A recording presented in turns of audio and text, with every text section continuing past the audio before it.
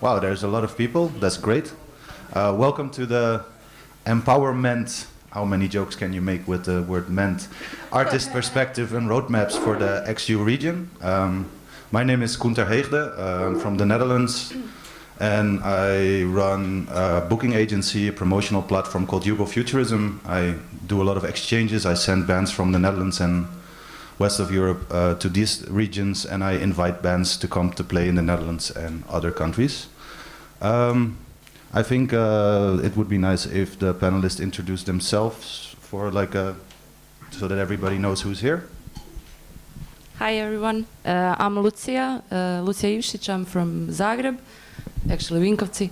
I'm a front woman of a band called Punčke, and also beside that I'm a booking agent. I'm working in a Los Angeles agency in Zagreb as a producer, and I'm also producing a few festivals and shows in Croatia. Hello everyone, I'm Ana Maria Cupin, bass player of band Repetitor from Belgrade, Serbia. And also I'm a founding member of alternative art space Catch-22 or Kvaka 22 in Belgrade. And I'm also a painter and a yogi. So that's all. Dobar dan, hello everybody. I'm Jernej Šavel, guitar player of Dubioza Collective and some other bands I remember world before internet, and yeah, therefore I have some history also. Okay, my name is Guriš Hodra. I come from Pristina. I am a guitar player at a band in Pristina called Gillespie. I also do a lot with promoting culture, and I co-organize a few events, and yeah, that's it basically. Thank you, everyone. When I was writing the text for this seminar together with Miran from MENT, we're thinking about a way to get the perspective of the artist as a central point and their experiences. And the interesting part, of course, is that all the people here, besides being in bands and performing a lot, also have other more on a professional level experiences for years working in the music world. And the idea was that we're gonna use this as a bit of like with a train metaphor. In the text there is the sentence, not introducing the same old ideas. Introducing the same old idea was the slogan for Yugo cars in America in the 70s, so we're going to do something different now. We're going to look at this from the idea of train stations. It's very apt for this region as well. There's a long history with trains. So we will be traveling from past a couple of stations, and in the meantime learning a lot about the experiences they have and the ideas that they have about playing live venues, touring in this region, touring in Europe. And we will start with the first station, and that is the local scene. I once wrote in another life a master thesis about the local scenes back then about Glasgow. I've been to all the cities that these people are from. What I'm wondering about, because the scene as a principle is very pivotal for the development of new bands, new talent, that you have places where you can perform, that you have places where you can practice, and that you can build a community around that. I was wondering, because I think also most people don't really know a lot about the scene in Pristina, so I thought, Guri, can you explain us something about the infrastructure, the venues? Are there many bands performing there? I don't know how many of you have been to Pristina. Pristina is quite a small town, but it's a very lively town because it's officially they say it's about 60% of the people there are under 30, so the parties tend to end up being great and quite free, I guess. Pristina has got, like, the local music scene is consistent of a few very good bands and a few other upcoming bands. Unfortunately, sometimes for us it's a bit difficult to, travel abroad and stuff due to, all the regulations and stuff. Still, the local scene is quite developing and getting high. However, there's still things to be done when it comes to infrastructure, especially with rehearsals and stuff like that. It's we usually, I guess it happens everywhere as bands, even myself, we do face with lack of rehearsals, lack of spaces for rehearsals and stuff like that. But it's usually there's a will, there's a way. So it's good to enjoy music in the end. And what are the venues that bands perform in regularly? There are a few venues in Kosovo, in Pristina. Basically, the place is filled with commercial spaces that do require additional costs. But lately, there's this very good initiative that is coming from youngsters of the city, and they've squatted the place, which is, I guess, the first official cultural squatting that happened. So they are turning the place into a very good alternative space. It's already done, I guess. And it's basically a good potential for almost every artist from the region to perform. There are a few initiatives in the city that aim at bringing the music and the culture closer to the communities. What we do is we just occupy open spaces, we set a stage there, and we play in the middle of urban areas. Of course, we do respect the laws. So we finish early. However, it feels good to play in the middle of the buildings, and it feels good to play and to have people watching you from their balconies. So this is going to be quite a good potential for the summer, I guess. Additionally, there are a few festivals in Pristina and other cities close to Pristina that you might want to consider as bands, I guess. There's a huge potential for people to play. For example, we discussed yesterday at DokuFest, which is a festival in Prizren, very close to a city. And there's also other smaller venues across the town that are willing to host and are able to host bands coming from the region. No, that I've organized also together with Guri, and there's a couple of other people from Pristina here on the conference.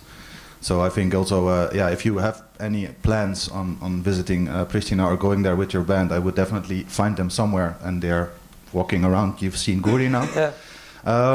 Jerne, what I was wondering about, I mean, everybody here, there's a lot of people from Slovenia and from Ljubljana as well. We will see the Metelkova complex with all its venues, and there is quite a lot of venues for the size of city that Ljubljana is. But can you tell us something about how receptive are they towards like new bands or when they get email, and also from your experiences like over the years, how did this develop into such a If I want to get the right answer, I have to speak a lot about my history, because nowadays I don't have any much touch with the local promoters. Other people do that, but luckily, back then it was, as I told you yesterday, I'm from the time when we were doing on the Xerox. We are photocopying the fancy sheets and sending them, put it in the, make a letter and send it around also to the newspaper. There was no emails, and therefore the whole perception was completely different. Nothing was happening fast, but on the other hand, we appreciated most likely very much anything that happened, and therefore it's still the whole thing a bit too big in my eyes. I don't know. No, okay. I mean, of course, I get that with Dubiosa you will. It's not about that. It's about the past. You asked me about, how do they accept the bands? To be honest, we were not accepted at all. Where I come from the northeast of Slovenia, it's funny. It's a small country, but my brother is here. He was also in that band called Psychopath. Of course, most of you don't know the band because it's the pre-internet era. You cannot check anything. And although we played on Aerosonic, for example, in 2001 or 2000 in Vera, what I wanted to say is that our first concert was in Metelkova in Ljubljana in '94, like almost 2 years after we started the band. And we played at the Dutch band called Klech. If you remember it, it's 11-piece guitar band or 9-piece guitar band. Lee Ronaldo was their producer of Sonic Youth. 12 then. Yeah, and I remember the championships of football. I remember that the reception of the band where I was in, so-called Psychopath, as I said before. Skinheads, renting it out. I mean, like, oh, look at them Hungarians, because we live close to the Hungarian border. But in general, you can say, of course, that Metelkova, as you describe now, also has been there for a very long time. So it's like it's been a very long time. So but I'm telling you how I started. We were not accepted very well in our own country. But nowadays, I mean, what I want to say is Slovenia is a mecca for the underground bands. But that's it. Mm-hmm. Don't expect anything more than that if you're not from abroad, you know. No, but that's quite something also. Yeah, but we are not capable to develop the scene, therefore. Okay. But thank you. And Lucia, Punčke started from Vinkovci. I always mispronounce this. Yeah, I'm sorry. Vinkovci. I practiced this morning, but it didn't work out. Some Croatian. So, but that's a bit that's in the east of Croatia. It's quite a peripheral city, I think you can say. And how did it work out there back then? Were there many bands there? And well, yeah. Usually, most people know Vinkovci for two things.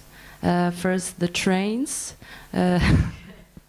Everybody went to Vinkovci and got drunk, really bad drunk, on our train station because it's really big and it's worldwide connections. You can go everywhere from Vinkovci by train. That's one thing. And the second thing is probably Majke, Coyote and Satan Panonski. They were like really big. But that's unfortunately the past. I'm 26 years old now, and when I discovered guitars and bands and music, I was, I think, in 8th grade of my primary school, and I didn't actually have any influences of those bands. Mm-hmm.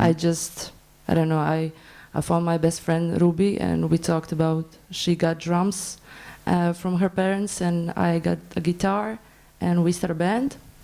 And it was, for us, it was never tough, but now I see the difference when I'm working with other bands, because it's when we started in 2006, we were 14 years old, and it took us 2 years to come and play our first gig in Zagreb, and it was like we took a train. I have photos when our parents come to the train station, and we were like waving from the train. And we came in Zagreb by train, and we were really, really happy.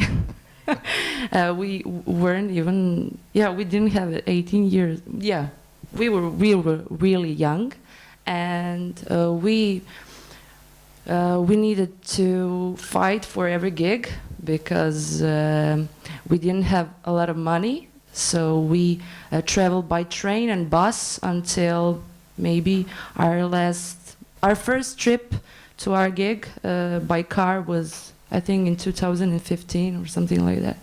We always were traveling by bus and train. So living in Vinkovci was really a nice experience because we learned to fight for everything that you want and to appreciate everything that you get. But unfortunately, Croatia has a big problem. The thing called centralization. Now you don't have anybody living in Slavonia anymore. When I'm booking, for example, I'm doing shows for other bands, and when they are traveling from Ljubljana or Zagreb to Belgrade, it's really tough to get them a gig between those two places, because nobody's living there anymore. Nobody's living in there.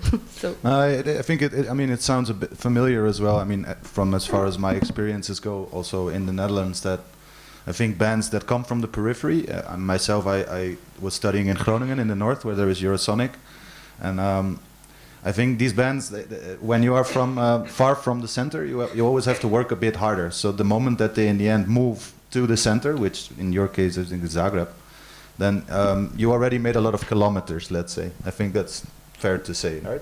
Yeah. I really think that it's a good thing for us because, as I said, when I talk to new bands that are coming from Zagreb, it's much more easier to get a gig in Zagreb, which is a big thing, but actually it isn't if you can get it that easy.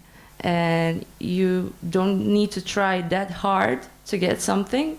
Punčke aren't the biggest band ever, but we really needed to.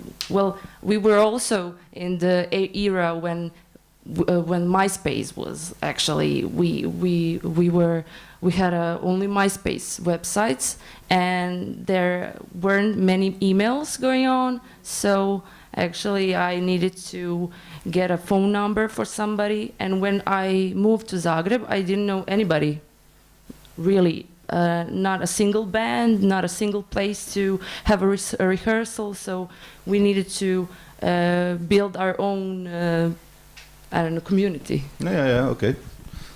Speaking of communities, Anna Maria, you are one of the founders, as you said, of the art space Catch 22 in Belgrade. Yeah. When did you start it, and why did you start it with a couple of people? Oh, well, first it was INES Film. It was the only squat in Belgrade, like a big artistic ruined building. People then renovated, and it got shut down after 5 years of existence.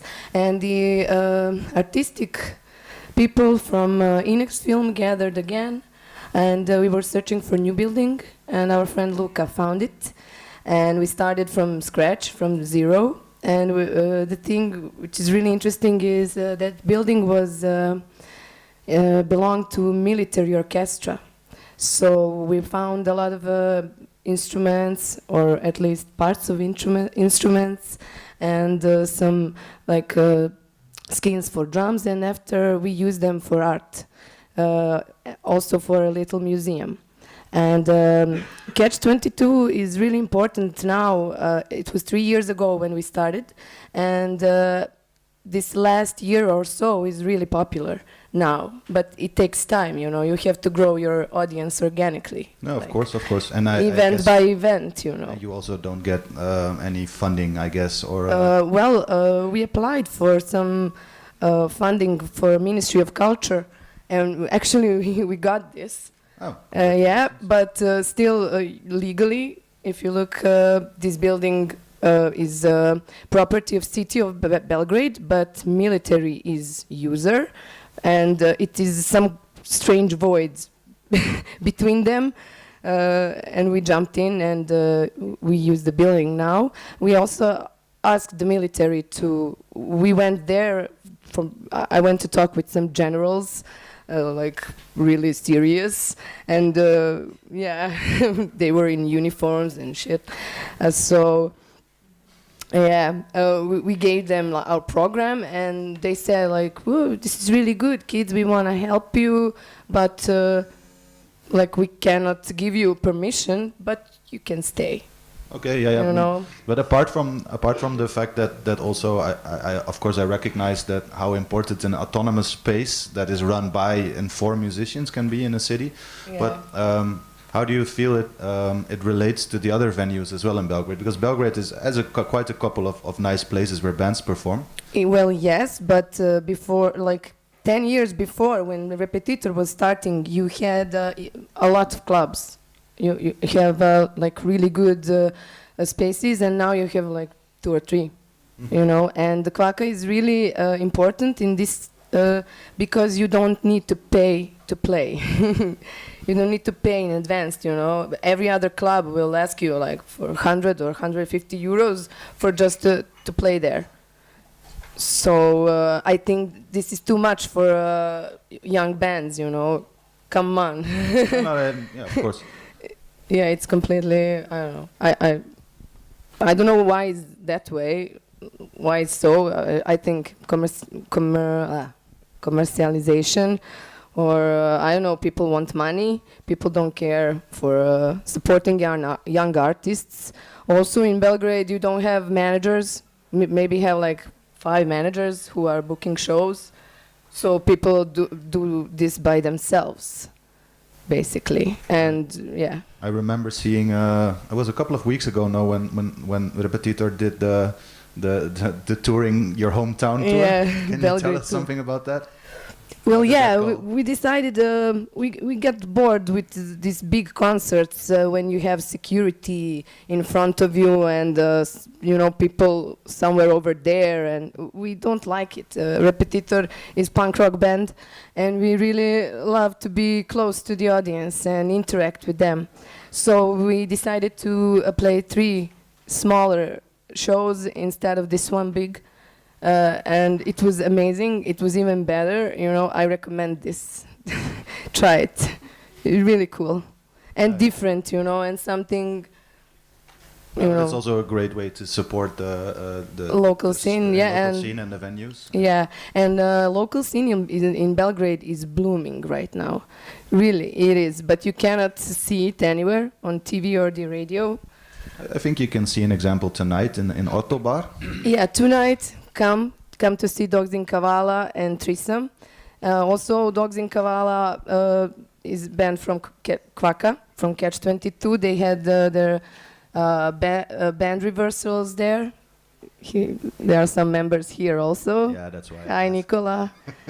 If you want to book a show in Kvaka 22, ask this guy.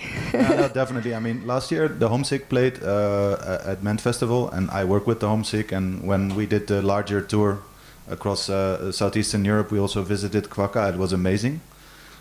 Nicola also supported with his other band. I can definitely recommend anybody from the rest of Europe, but also from this region. If you want to do something in Belgrade, it's really one of the coolest spaces now. Really happening. Yeah, and the atmosphere is not like a regular club or venue you used to. It's more like some house, you know, like living room energy going on. And It is and also literally. yeah, it is. Yeah, so that's why it's even more special for me. Okay, now that's actually that will end. We are close to the next station. What my final thing was, we're all in this like big Trans Balkan Express together. I was wondering if everybody can think of one person or organization in their scene or in their that to contact when you are with a new band and or with an existing band, you're on tour. Who do you contact if you want to put something on? If you want to organize a show, like on the lowest DIY level or a bit higher? So maybe everyone can just very shortly give something for that. I just said it. Yeah, I know. That's why. Guri. You can contact me or one of the guys over there. There's this company called, there's a very good promoter company called Spielmaschine. It's a new venture. And I think you should, if anyone wants to book anything down in Pristina, then the guy from Spielmaschine is here today and he's going to be around the whole time. So yeah, feel free to contact and ask him about the venues, and we will. We are really looking forward to sharing the information with you, because we want to have as many gigs as possible, because we believe the potential for having fun at the party there is quite high, due to the lack of performances and live gigs in the city. So yeah. Okay. That's it. Thank you, Guri. Jerne? You meant for Slovenia? Yeah, for you. Yeah, MENT. Yeah, the shortest answer is contact me, not because I think I know it the best, but I like to help out, always will. Always did it, always will. I'm some kind of a connector that doesn't charge anything. That's I would very like cool. to just add something to what Jerne was the first one to help us have a tour, so yeah. But I don't book anything. I don't do any shit. I No, don't but- want to. I don't have time. No, but really, connecting but people is. I have many idle run on the tours, and so it's a messenger thing. I just abuse you to, you shorten my time. Therefore, just go ahead. But it's a catalysator. I mean, that's good. Lucia? Okay, I have a boring answer. Also contact me. Yeah, I'm not the best booking agent. I'm not saying that. I'm just. I can also connect you with other people doing shows in Zagreb. I think that today Zagreb is a really good place to have a show. you need to find a right venue and people who know how to promote your shows, because there's plenty of DIY guys doing like punk shows. If you are a punk band and want the punk audience, then you need to go to the right guys. Also, there's my colleagues and friends from Hang Time Agency. There's Vintage, there's Tvornica Kultura. There's plenty of venues, but there is also always an outsider, a promoter, who can help you. So contact me and I'll I'll direct you. And you know this is filmed, right? No, thank you for that. The next topic I wanted to talk about is basically in your experiences as musicians, how do you first got your music like to audiences with, and then it means like with media, with record labels, or with radio. So I will start again with you, Lucia. How did you first reach an audience with Punčke? Was that what steps did you take? Did you have a label? Did you find a local radio station? Let me remember just a second. So we had a first gig in Vinkovci. We didn't even had a name, and we didn't have any songs. We did like 3 cover songs for our first gig, but I think that the main recipe for any band is just to go for it. You don't accept any shit that others are giving you. If you want to play, just play. And if you don't have much songs, play anyway. Play cover songs or something, but in the beginning, just to meet people and get some grip. And because, for example, when we were starting in Vinkovci, there were probably 5 bands, and they were all like practicing every day. They bought their guitars, amps, and studying all that shit. But we didn't even know how to play. But I just wanted to play, and they were really angry at us because we had our first gig and we didn't even had practices for 2 weeks. So after that first gig, I just start to do the research.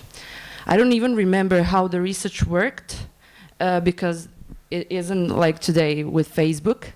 But my best advice for everything, if you're doing a tour, if you're doing your self-promotion, we never had a label. So I'm doing all the work, and the only thing that I do is that I research. I Google up bands that I like in Europe, and then I see that, oh, they're playing there. Punčke would probably fit there.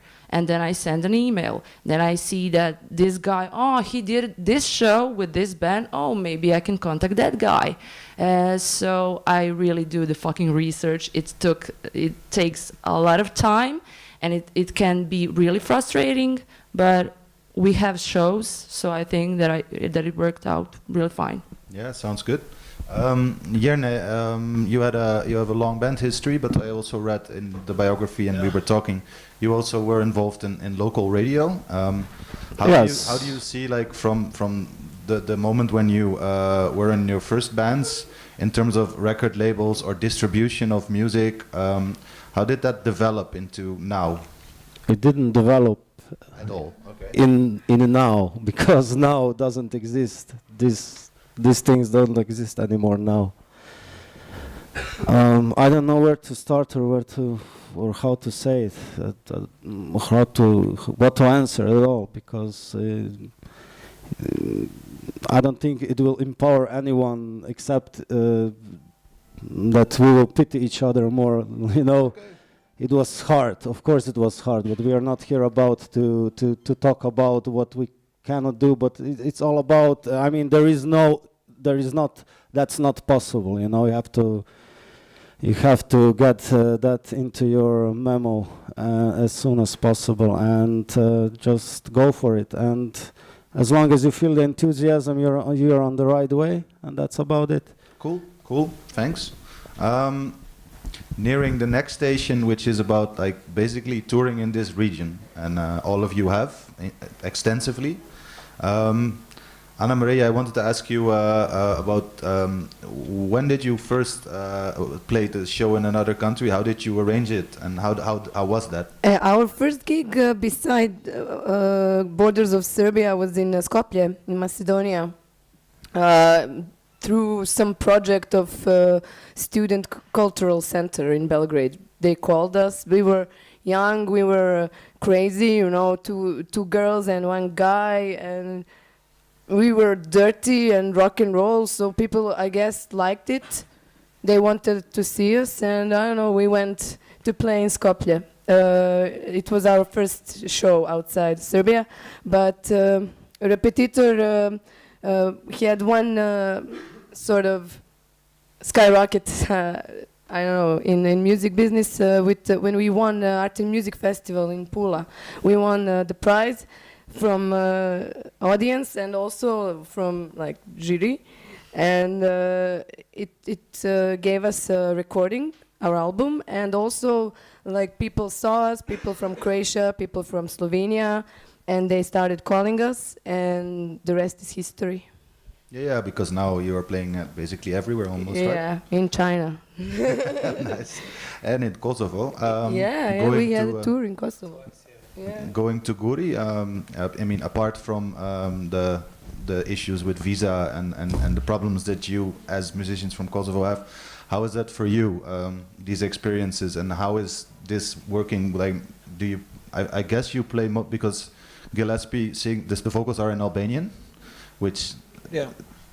Well, our first ever gig outside the place was, I think, Albania. It was very long ago. But we did that ourselves. We did that through friends we knew there, and they helped us get the gigs there. Our gigs, we had quite a lot in Skopje. It's easy for us to play in Skopje because it's very close, so it's 1.5 hours away. It's quite easy. And how we got to have a real tour was when we played right before Lolo Brizida. Jerne was then playing with Lolo Brizida and the Skopje Beer Festival. And then Jerne introduced us to Dragan, who's also sitting there in the corner, who arranged a tour for us in the region. Yeah, well, the experiences are always nice, actually. Depends on what you want to get from it. I always look at the positive stuff. Of course, you do have a lot of troubles, especially at the borders and stuff, because you have to be traveling with all the instruments and stuff, and then you do have to find ways, like I guess every one of you did, to just get across or do across things in general, not only borders. But then I think it's you do need to, as an artist, I don't know how it is in the other countries, but especially in Kosovo, as an artist, it's a bit, you end up doing everything else, and then you sometimes tend to forget about, what you're supposed to do, which is create music, because you have to be dealing with all the other stuff, and it's sometimes that experience is not good, because you don't want to be dealing with stuff like that. What you want to be dealing with is just performing or making music. So, but again, it was quite positive, I think, the whole experience. Jerne, what I was wondering about, because now you tour all over the world with Dubioza Collective, what makes this region for live music, and for you as a musician, what makes this specific? What is what is different here than in the rest of the world when it comes to shows? I don't know. Yeah, it's a big question, I know. For example, for Slovenia, as I said before, I mean, alternative bands will always have certain reception. I mean, maybe there won't be many bands, but many people on the concert. But I know that you won't feel bad when you will leave. I mean, it won't deepen your depression on the tour anyway, so which is always present. I mean, weed is almost legal in Slovenia, so at least at that point you will have no hard time to get it anywhere you play. It's a bit different in Croatia, but on the other side, in Croatia you can even make yourself a career. I mean, they have tremendous talent to make small things really huge, even if they're not like some certain bands, I don't know. For example, you know the band The National? Sure. I thought they are Croatians, really. I thought they were from Croatia for at least half of the Yeah, year. man, they're from Zabok. I mean, the only Croatian media was talking about the national, nobody else. Therefore, go for the Croatia. If you write me, I will tell you, you know, Lucia, write her. Actually, That's how I function. it's an interesting point because also I had that feeling that when it comes to like writing media and websites and stuff, there is a lot in Croatia. But no, in Zagreb, infrastructure in Zagreb, for example, we all live in centralized countries. I'm from the province. I know what I'm talking about. Since 1993 is the same. It's getting worse and worse. Therefore, I always smile when I see photos of friends on Facebook. They are in the traffic jam, you know. Okay. See, you have the centralization. Bye-bye. But on the other hand, yeah, clubs. We are always talking about Ljubljana, Zagreb, Belgrade, Sarajevo, whatever. We don't mention any other towns. As Lucia said, nobody lives there anymore. They are in Dublin or Zagreb. And but in Zagreb, for especially, you can even build yourself a club career. I mean, they have the whole. That's how I get it. They have really small venues to the big venues, and the crowd is the best. The most. I mean, is the best mixture of what was going on in Yugoslavia. You know, it all started in Slovenia. It developed in Serbia, but the show business happened in Croatia, and it's still like that, you know. I see 3 other people nodding, so there must be some correct points there. Yeah, it really is. Of course, she's nodding. She's working in that show business. She likes to hear it, you know. No. Yeah, we have also our problems with producing shows and people buying tickets. But I just wanted to say something about. I'm always, when I'm speaking with the bands, I'm always telling them that Zagreb is the start of their career, because if you have a good show in Zagreb, the whole country will know. But if you have a good show in Šibenik, only Šibenik will know, maybe. So really, the whole media thing is in Zagreb, and everyone who writes something, it's in Zagreb, and it's heading to concerts in Zagreb, and that's all. Yeah, that seems like very valuable information because I mean, you also book a lot of shows now for upcoming and newer Croatian bands. I saw. Yeah. And how does that work for them? I mean, you explained that you basically on a very DIY level taught yourself how to make all these connections with different artists, and that I'm sure that also helps you now in the work for the other bands, right? Yeah, it really helps me that I have 3 insights. First, I'm also an artist. I'm in a band, so I know what the band wants. Second thing is that I'm promoting shows, so I know what a promoter wants. And the third thing is that I also am a booking agent. I book shows, so it's always important to make all those sides happy. It's not an easy job, especially on this level, but you just it's tough. I think that I'm always speaking with other guys and bands and telling them that there's no market for bands with guitars now. I'm sure that it will change in a few. Yeah. I'm listening that since 1993, I think, something like that. You know, all the time. That's the only constant in music industry. There is this development that you. That's the only constant. Everything went down, but that's the only thing that's still alive. Yeah.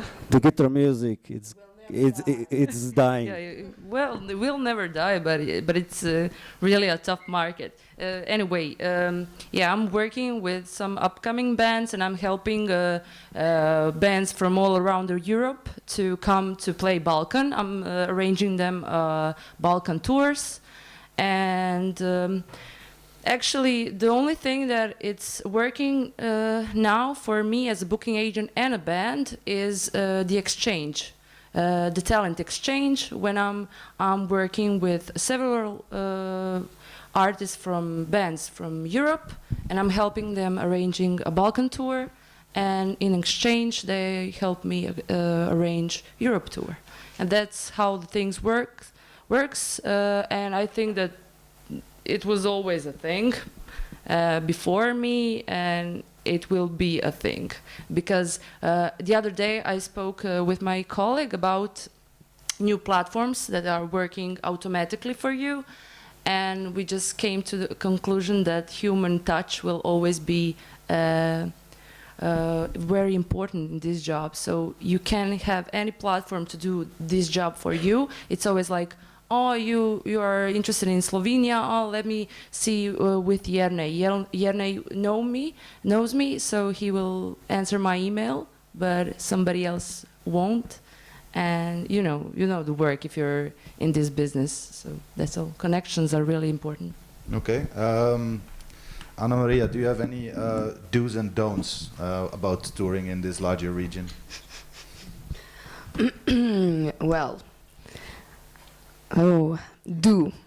do's.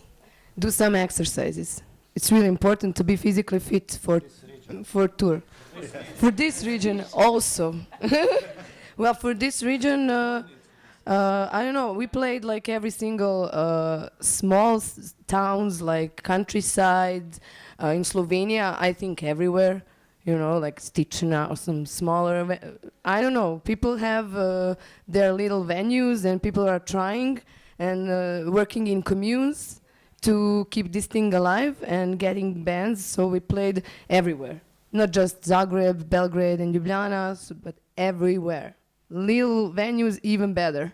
You know, sometimes in Koper, when we played, it was first time it was 12 people in the audience, but next time it was 100 people. So you should play everywhere, everywhere. Just play. Good advice. We're going into the final station before we can have some questions from the audience, and that's about international, like also the rest of Europe. All of you have toured in the rest of Europe, and that's the part of getting from the Niš-Ekspres to the Trans Europa Express. Guri, how did you first end up on a tour in other countries? Outside the region. Yes.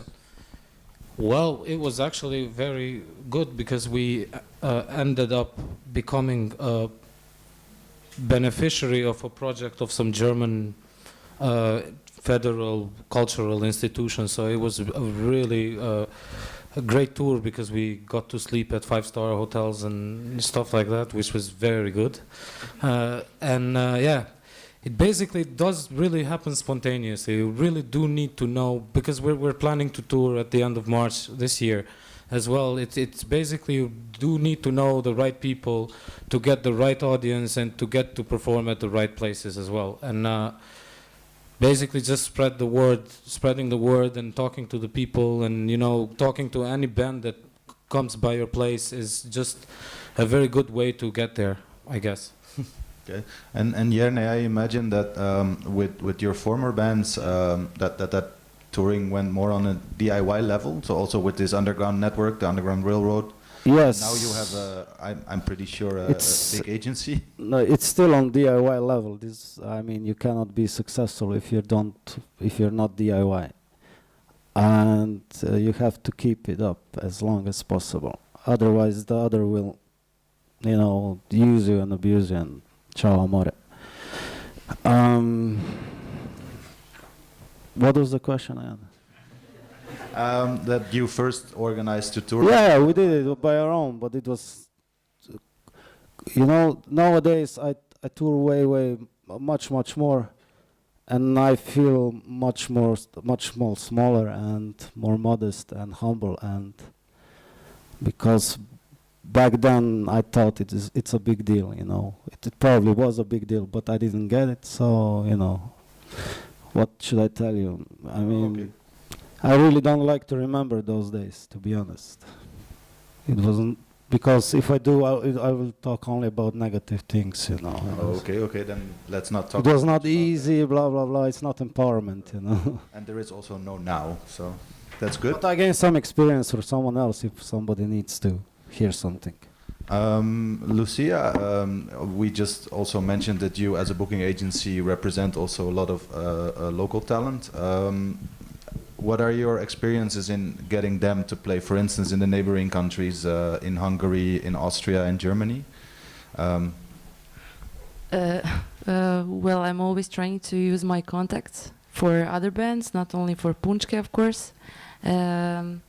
Well, it always depends about the band, but I would always suggest any band to have a good live performance video. If you don't have the opportunity to play somewhere outside your region, then really just, I don't know, arrange it somehow to have a good live video. Because if you have a good live performance, I'm sure that somebody outside the region will figure it out and get you a gig. Because there's plenty of fish in the seas when you're heading to Europe, and you just need to pop up somehow. And the only way to do it is to, for example, in my experience is Punčke were really good in Germany that few times that we played, because we have well, I'm a bit wild on stage, and they aren't, so they were really scared and they liked it. So maybe they really, then I thought, maybe they like wild bands. Repetitor was also good in Germany, so every time that I get a wild band, I'm to Germany. I send them all to Germany. No, yeah. I think, oh, I'm confused now. Sorry.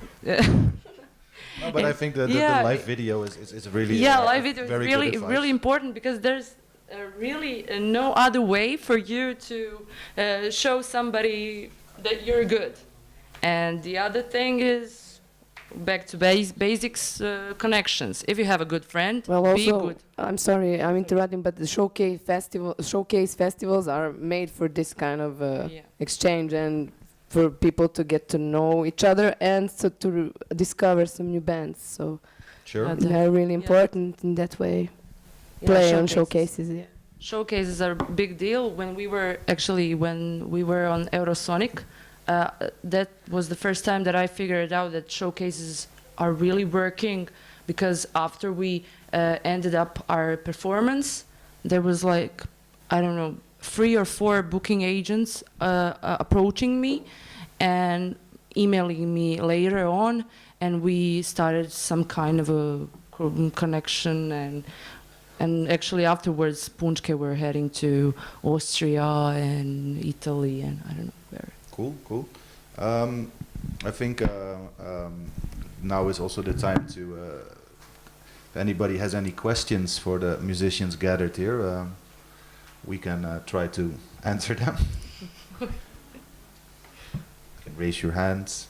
If you don't have any questions, I can continue also with Guri, because I mean, within the scene in Pristina, how do you, like with Gillespie, you went to Austria and Germany. I forgot my own question now.